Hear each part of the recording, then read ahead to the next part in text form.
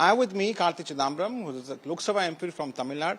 So, Supreme Court today made a very strict observation about Rahul Gandhi, saying that how can you say that Chinese regime has encroached upon Indian territory?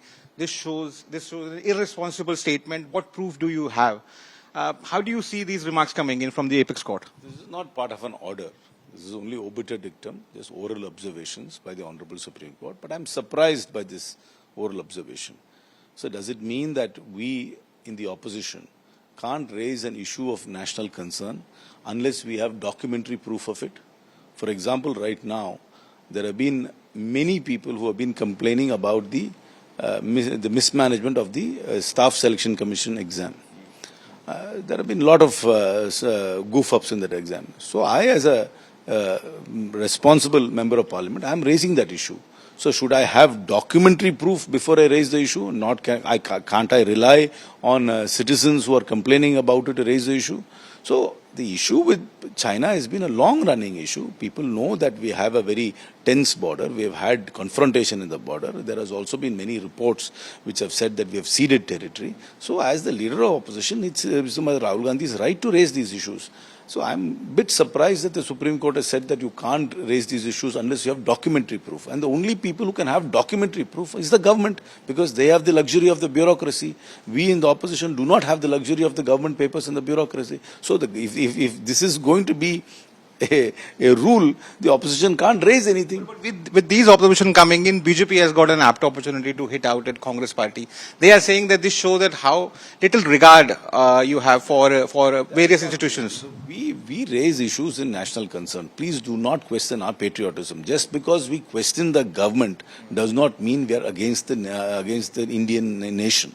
Everything we raise is on behalf of the Indian nation. As a responsible democracy, the opposition has to raise questions. The government has to answer them. The government has the advantage of having data with them, whereas the opposition does not have data with them because the bureaucracy doesn't report to us. But it is our right to raise questions. One last question, sir. So your father put out a tweet, questioning that migrant workers are being added to the voter list. Now, Election Commission is a fact check. They're saying that everybody has got the right to work and have, their voting rights, and one can easily get voting rights wherever they want to. How do you view this? Because this is becoming a flashpoint now. See, everybody has a right to freely move to any part of India to work, and if they are going to permanently reside in that place, they have the right to vote there. But the question is, do migrant workers who are not permanent residents in a state have a right to vote in the state in which they are temporarily working? Migrant workers who come to Tamil Nadu, particularly in the construction industry, move from one construction site to another construction site. They work only on a project-to-project basis because of the contractor who brings them there. How can they be registered to vote? In which constituency will they be registered to vote? They will work for 6 months in the Chennai Metro Rail project. Then they will go to the outskirts of Chennai to work on, say, perhaps an IT park construction. Then they might go to Madurai. Where will you register them? They are not permanent to any particular constituency. They don't have a permanent address. They are moving from place to place because of work, which they have the right to do, and Tamil Nadu welcomes them. We need their services, and we wholeheartedly welcome them. But they are not permanent residents of Tamil Nadu. But if you are going to add migrant workers to the electoral rolls in Tamil Nadu, what happens is you change the character of the electorate of Tamil Nadu. And it has far-reaching consequences because the permanent residents' vote is diminished by an addition of people who are not permanent residents. These are people who go back to their... Are you suggesting that this is Maharashtra 2.0 happening in Tamil Nadu?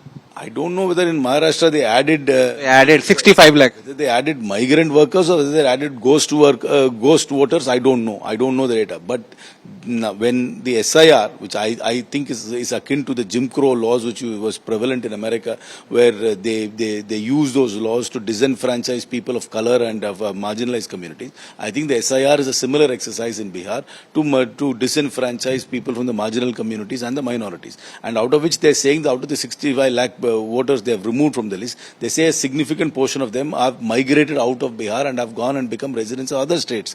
That is where the data is coming from. They say 6.5 lakhs have become residents of Tamil Nadu, which we don't accept. They are not permanent residents of Tamil Nadu. They are only like guest workers who are coming on a project-to-project basis and who keep moving from one place to another. So where will you register them if they are moving every 6 months or every 1 year? They are not resident of any one constituency. I am a voter.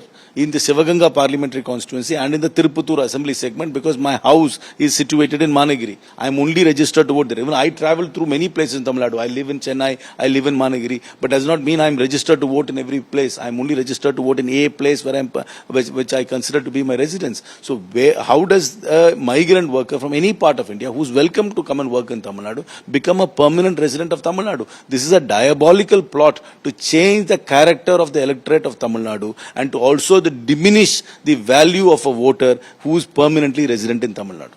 Thank you, Sringer. Thank you. That was Karthik Chidambaram with Anil Jaiswal. This is reporting. This is Rahul Gandhi reporting for India Today.